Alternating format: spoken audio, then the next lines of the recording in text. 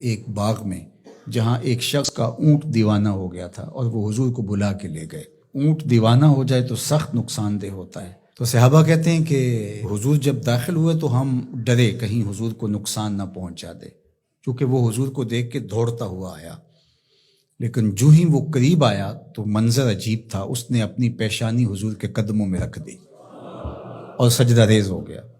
جب اونٹ کی اس محبت کو ہم نے دیکھا تو برجستہ کہا کہ نحنو احق ان نسجد للنبی صلی اللہ علیہ وآلہ وسلم، حضور ہمارا بھی جی چاہتا ہے کہ ہم آپ کو سجدہ کریں۔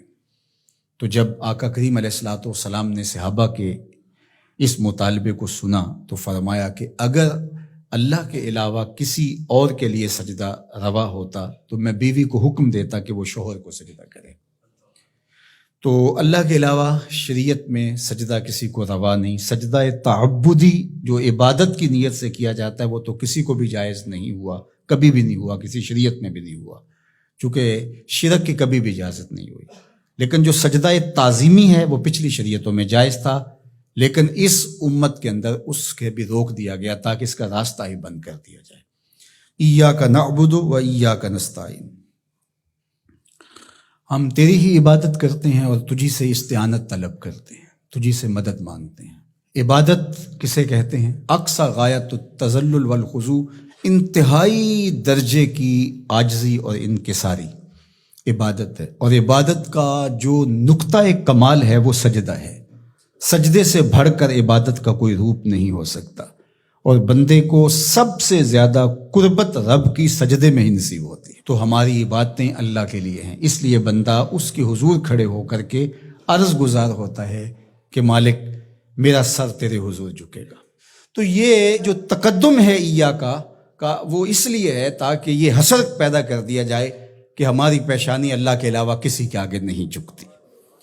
اچھا، اب یہاں ایاک اعبد بھی تو ہو سکتا تھا، لیکن نعبد ہے، اس لیے کہ بندے کو یہ سکھایا گیا کہ اپنی عبادت پہ ناز نہ کرنا، اپنی عبادت کو صالحین کی عبادت کے ساتھ جوڑ کے پیش کر کہ مالک جس طرح تیرے بندوں کے سر تیرے حضور جھکے ہوئے ہیں، میرا سر بھی ان کے ساتھ تیرے حضور جھکا ہوا ہے، ان کی عبادت قبول کرے گا تو ٹوٹی پھوٹی شکستہ عبادت میری بھی قبول فرما لینا۔ اور پھر ارشاد فرمایا وَإِيَّاكَ نَسْتَعِينُ، اور ہم تیرے سے ہی استعانت طلب کرتے ہیں، تیرے سے ہی مدد مانگتے ہیں۔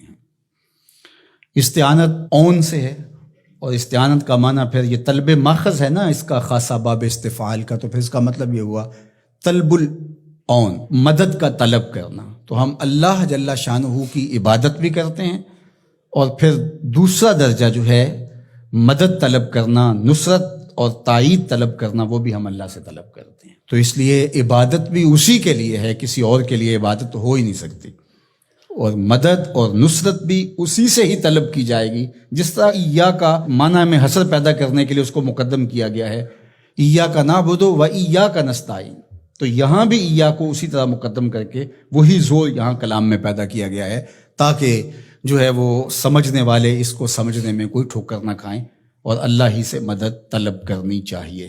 باقی مجازن اگر کسی سے آپ طلب کرتے ہیں مدد، تو آپ کے اعتقاد میں یہی ہوتا ہے کہ وہ اللہ کی دی ہوئی توفیق سے میری یہ مدد کر سکتا ہے۔ اگر ایسا ہو تو وہ اس کے زمرے میں نہیں آئے گی۔ ڈاکٹر سے دوا لینے جاتے ہیں تو شفا تو من جانب اللہ ہوتی ہے۔ یہاں آج کل جو ہے وہ نور بٹ رہا ہے، تو یہ کہا جائے کہ انہوں نے مجھے نور دے دیا، تو نور تو اللہ ہی دینے والا ہے، لیکن یہاں مجازی معنی ہوگا۔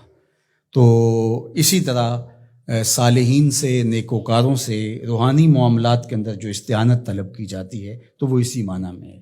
حقیقی معنی کے اندر جو ہے وہ استعانت اللہ تعالیٰ جل شانہ کی ہے۔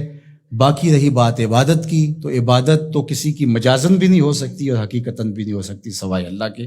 یہ ساری کہانی بیان کرنے کے بعد اپنی وفاداری کا یقین دلایا، اور پھر ہاتھ پھیلا کر کے اس نے کہا اہدنا الصراط المستقیم، مالک تجھ سے صراط مستقیم طلب کر رہا، ہدایت مانگی صراط مستقیم کی، سیدھی راہ کی۔